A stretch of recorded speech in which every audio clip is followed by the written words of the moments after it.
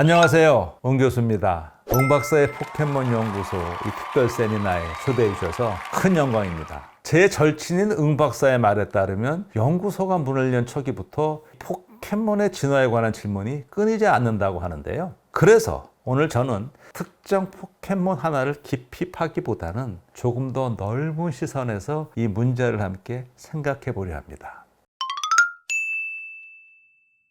자, 피추와 피카츄는 서로 닮았죠. 콤팡과 버터풀 역시 겉모습만 보면 꽤 비슷해 보입니다. 하지만 닮았다는 사실만으로 진화 관계를 확정할 수는 없습니다. 다들 아시는 것처럼 물고기처럼 생긴 청어가 전혀 예상치 못한 대포문어로 진화하기도 하고요. 버터풀과 연결될 것처럼 보이는 콤팡이 실제로는 도나리로 바뀌기도 하지 않습니까? 가만히 이 포켓몬 세계를 보면은요, 고개를 갸우뚱하게 만드는 사례가 적지 않습니다. 결국 이 포켓몬의 진화는 인간의 눈에 언제나 직관적으로 들어오지 않는다는 얘기입니다. 그래서 처음 보는 포켓몬의 진화 과정을 연구하는 일이요, 생각보다 훨씬 어렵습니다. 외형적 유사성이라는 거는요, 인간이 쉽게 보이는, 붙잡는 그런 단서일 뿐이지 자연에서는 전혀 다른 의미를 가질 수도 있고요. 때로는 별 의미 없는 그냥 우연일 수도 있거든요. 그런데 말이죠, 이런 현상이 포켓몬 세계에만 해당되는 게 아닙니다. 현실의 생물 세계에서도요, 똑같이 나타납니다. 상어와 돌고래를 한번 떠올려 보시면 아마 이해하기 쉬우실 겁니다.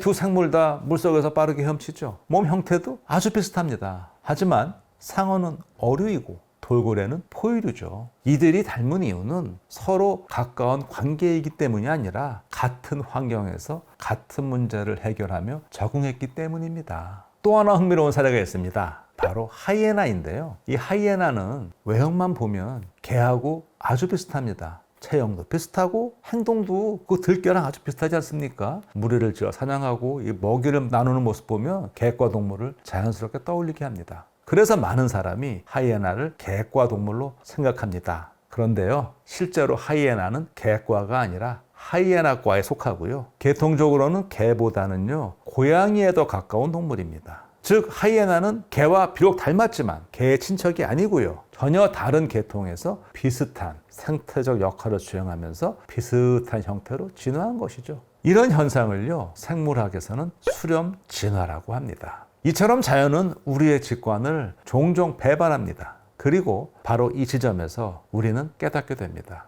왜 포켓몬의 진화가 그렇게 헷갈릴 수밖에 없는지를 말이죠. 이 피추와 피카츄가요, 지금은 매우 자연스러운 진화 관계로 알려져 있지만 한때는 피카츄가 이미 완성된 형태의 포켓몬이라고 여겼습니다. 이러한 고정관념을 깨트린 인물이 송도 지방의 공 박사님으로 알려져 있습니다. 공 박사님은요, 겉모습이 아니라 발생 과정에 주목했습니다. 라이츄야를 부화시켰을 때 피추가 태어난다는 사실을 관찰한 것이죠. 근데 여기에는 하나의 문제가 있었습니다. 포켓몬이 실제로 알을 낳는 장면을 직접 목격한 사람은 아무도 없다는 거예요. 그러니까 이것은 어디까지나 정황에 불과한 거예요. 공 박사님은 여기서 멈추지 않았습니다. 조건을 바꿔가며 반복적으로 관찰하고 가설을 검증하기 시작했어요.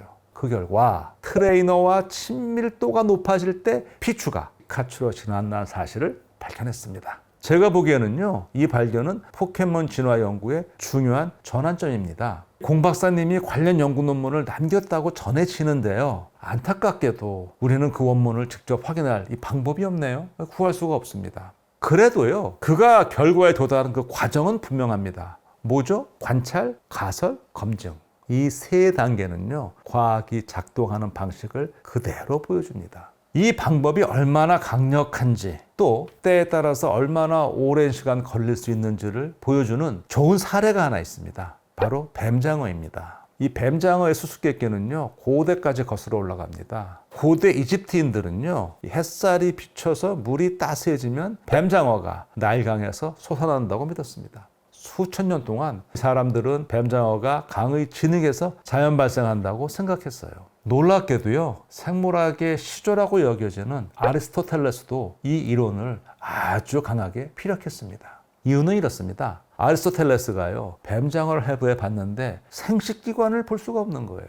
그래서 어떻게 말했느냐, 뱀장어는 내장 속에서 생겨난다고 결론을 내렸습니다. 그리고 제가 한번 소개했던 로마의 플리니우스 역시 독자적인 설명을 내놓았는데요. 성체 뱀장어가 바위에 몸을 문지를 때 거기서 떨어진 입자에서 새로운 개체가 생겨난다. 이렇게 말했어요. 말이 안 되죠. 이처럼 수천 년 동안 이어진 설명들은 모두 하나의 공통점을 가지고 있습니다. 관찰은 했어요. 그런데 검증이 부족했습니다. 시간이 흐르면서 과학자들은 이 문제를 다시 붙잡기 시작합니다. 그리고 19세기 말에 와서 마침내 뱀장어에도 분명한 생식기관이 존재하는 사실이 밝혀집니다. 그런데 문제는 여기서 끝나지 않았습니다. 뱀장어는요, 성장 과정에서 여러 번 탈바꿈을 하거든요. 유생에서 성체에 이르기까지 모습이 완전히 달라지기 때문에 한때는 각 단계를 서로 다른 종으로 오해하기도 했습니다.